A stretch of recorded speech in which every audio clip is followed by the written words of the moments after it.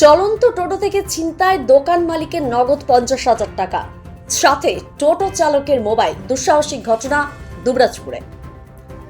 গত 5ই সেপ্টেম্বর সিউড়ির এক মুদিখানা দোকানের মালিক দোকানের জিনিসপত্র কিনতে নগদ 50,000 টাকা নিয়ে টোটো করে দুবরাজপুরে আসছিলেন। 14 নম্বর জাতীয় সড়কে দুবরাজপুর সাতকেন্দুরি মোড় সংলগ্ন এলাকায় পৌঁছাতেই নগদ 50,000 টাকা সহ ছিনতাই হয়ে যায় টোটো চালকের মোবাইল। ধারালো অস্ত্র দেখে একটি স্কুটিতে সওয়ার দুই দুষ্কৃতী ছিনতাই করে দুবরাজপুর থানায়, এই বলেই অভিযোগ দায়ের করেন টোটো চালক নাদিম মির্ধা। কিন্তু তদন্ত করতে নেমে অবাক হয়ে যায় পুলিশ। ওই দুই ছিনতাইকারী আসলে টোটো চালক নাদিম মির্ধার আত্মীয়। ওই দুজনকে গ্রেপ্তার করার পরেই এই তথ্য জানতে পারে পুলিশ। আর এই ঘটনার সঙ্গে জড়িয়ে রয়েছে স্বয়ং টোটো চালক নাদিম মির্ধা। সোমবার দুবরাজপুর আদালতে ধৃত ওই তিনজনকে তোলা হয় তদন্তের স্বার্থে। ধৃতদের হেফাজতে নেওয়ার আবেদন জানিয়েছেন তদন্তকারী অফিসাররা।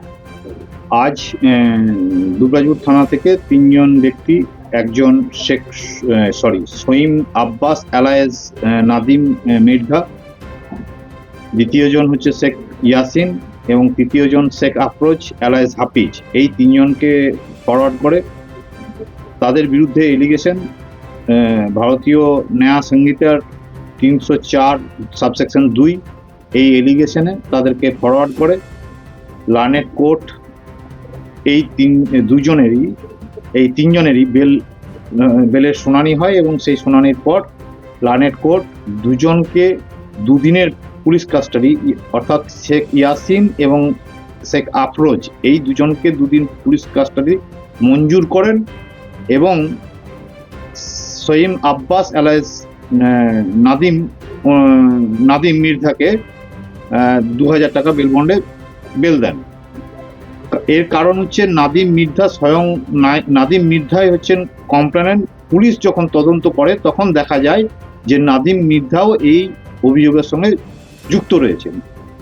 সেই অভিযোগের সঙ্গে যখন যুক্ত হয় তখন পুলিশ কিন্তু নাদিম মির্ধা এবং আরও যে দুজন রয়েছে তাদেরকে অ্যারেস্ট করে এবং তাদের কাছ থেকে এলিগেশনটা হচ্ছে যে মেটেগ্রাম, সিউড়ি থানার অন্তর্গত মেটেগ্রাম সঞ্জীব মণ্ডলের যে মুদির দোকান আছে সেই মুদির দোকান থেকে নাদিম টোটো নিয়ে যান এবং সেখান থেকে 50,000 টাকা 5/9/2025 তারিখে 50,000 টাকা তার কাছ থেকে নেন, নিয়ে দুবরাজপুর মাল কেনার নাম করে আসেন। সেখানে আরও দুই ব্যক্তির সঙ্গে ষড়যন্ত্র করে তাতে বলেছেন যে 9:30টার সময় তার কাছ থেকে এই দুজন ব্যক্তি স্কুটি নিয়ে এসে তার কাছ থেকে মোবাইল এবং এই 50,000 টাকা ছিনতাই করেন। পুলিশ এই অভিযোগ পাওয়ার পর তদন্ত শুরু করেন এবং তদন্ত শুরু করতে গিয়ে দেখেন যে এই কমপ্লেনেন্টও ওদের সঙ্গে ষড়যন্ত্রের সঙ্গে যুক্ত।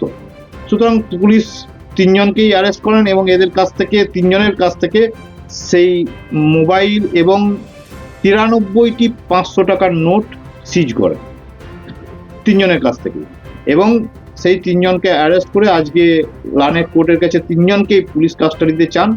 লার্নেড কোর্ট সেক্ষেত্রে দুজনকে পুলিশ কাস্টাডিতে দেন, শেখ ইয়াসিন এবং শেখ আফরোজ, এবং নাদিম মির্ধাকে 2,000 টাকা বেল বন্ডে জামিন মঞ্জুর করেন এই গ্রাউন্ডে যে যিনি কমপ্লেনেন্ট তিনি কিন্তু অ্যাকিউজড হতে পারে না, এই অবজারভেশনে তাকে বেল দেওয়া হয়।